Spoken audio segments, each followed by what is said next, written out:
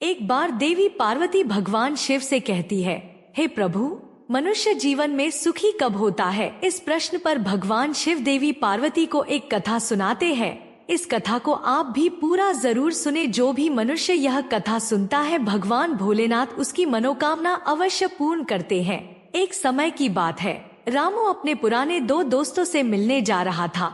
वह बहुत खुश था कि वह अब अपना सुख दुख अपने दोस्तों के साथ बांट सकता है। ऐसा सोचते हुए वह अपने पहले दोस्त किशन के पास गया। किशन बहुत ही गरीब था। वह उसे अपनी जिंदगी की समस्या बताने लगा। किशन बोला, अरे गरीबी बहुत बुरी चीज है। गरीबी के कारण तो जिंदगी जीना बहुत मुश्किल हो गया है। आज के वक्त में जिसके पास पैसा है वही खुश है। बिना पैसे के कोई किसी की इज्जत नहीं करता। गरीबों की जिंदगी तो कीड़े मकोड़े जैसी हो गई है। लगता है जैसे हम तो इस दुनिया में है ही नहीं। रामू को अपने दोस्त की बात सही लगी और वह सोचने लगा, यह सच ही तो कह रहा है। पैसों के बिना कैसे कोई अपनी जिंदगी खुशी से गुजार सकता है। बहुत बातें करने के बाद वह अपने दोस्त के घर से लौट गया। फिर वह अपने दूसरे दोस्त लखन के घर पहुंचा। उसके घर को देखते ही वह सोचने लगा, यह तो बहुत अमीर हो गया है। उसने अपने दूसरे दोस्त से बातचीत शुरू की। रामू बोला, तुम्हारे पास तो बहुत पैसा आ गया है, तुम तो बहुत खुश रहते होंगे। लखन बोला, क्या बताऊं, मैं तो अपनी जिंदगी से बहुत परेशान हूँ। पैसा तो है लेकिन खुद के लिए ही टाइम नहीं मिलता और लोगों को लगता है इनके पास पैसा है तो सब ठीक है। अमीर बनना आसान है लेकिन अमीर बने रहना बहुत मुश्किल होता है। इसीलिए पूरा समय काम में फंसा रहता हूँ। परिवार को समय नहीं दे पाता, खुलकर जी नहीं पाता। एक दिन भी अगर खुद के लिए जी लूं तो बहुत पैसों को नुकसान झेलना पड़ सकता है। मैं बिल्कुल खुश नहीं हूँ। कुछ समझ नहीं आता क्या करूँ। लखन की बात सुनकर व्यक्ति बड़ी दुविधा में पड़ गया। उसने सोचा, जब पैसे वाला भी खुश नहीं है और जिसके पास कुछ नहीं है वह भी खुश नहीं है, तो मैं कौन से मार्ग पर चलूं जिससे कि मैं अपनी जिंदगी को खुशहाल बना सकूं। उसके अंदर एक दुविधा बन गई थी। वह अपनी दुविधा को दूर करना चाहता था।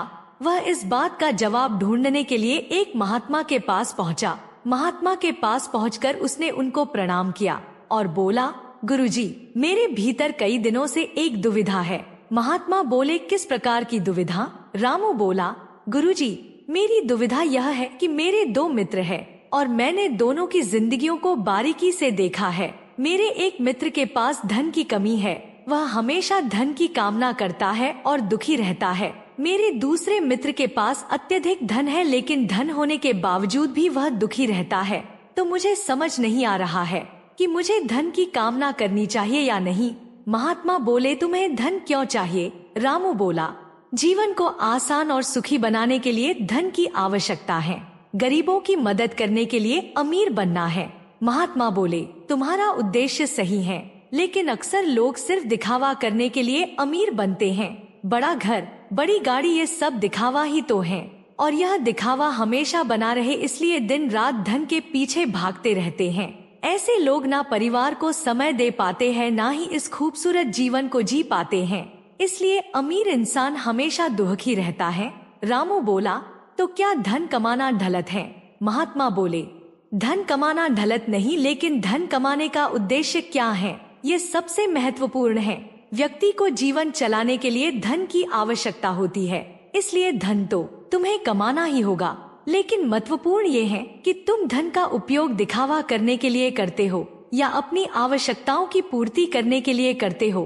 धन का उपयोग फिजूल खर्ची के लिए करते हो या लोगों की मदद करने के लिए करते हो। रामू बोला, तो गरीब इंसान दुखी क्यों रहता है?